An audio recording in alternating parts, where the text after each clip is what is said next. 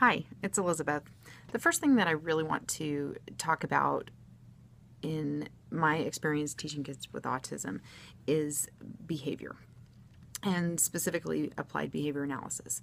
Because when I was getting my master's degree, I took a series of courses in functional behavior assessment and behavior analysis, and I've been working towards getting my board certification. So not only will talking about it keep everything fresh in my mind and prepare myself to finish that credential, but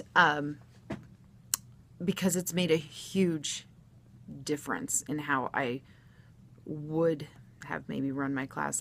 I've always had the information, but as I've learned more and the more experience that I've gotten, it's made a big difference. So when we talk about behavior analysis, we need to start at the beginning and talk about behavior. So behavior has to be something that is observed. When teachers talk about behavior, sometimes you might hear something like, oh, he is, just driving people crazy, or he's, he's trying to get attention all the time. That doesn't tell me anything about the actual behavior. That is the teacher putting their value of the behavior on what they're seeing, and it's not taking it down to what is the behavior. So the first question that I would ask a teacher who's saying, I don't know what to do about this kid, he's got problem behavior, and is say, well, and they may say one of those statements, I would say, well, what does that look like? Because you have to be able to define the behavior in order to measure it and know that you're making a difference when you're doing your interventions. So the other thing is, a behavior is not an absence of a behavior.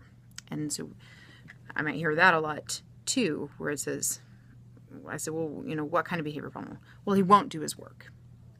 Okay, that tells me what he's not doing, which, is something. So I'd call that, but it doesn't tell me what he is doing. And so we would say, okay, so what is he doing instead? And it's so important to define these things, because that will tell you to measure it, and it will also tell you, it will give you some insight about what is the function of the behavior. And that is the next thing that I'm going to talk about. So remember, behavior has to be observed. It has to be something you can see. It can't be what you think you see, what you think their intentions are, what you think, why they're acting a certain way. That's not behavior. Behavior is simply what you see.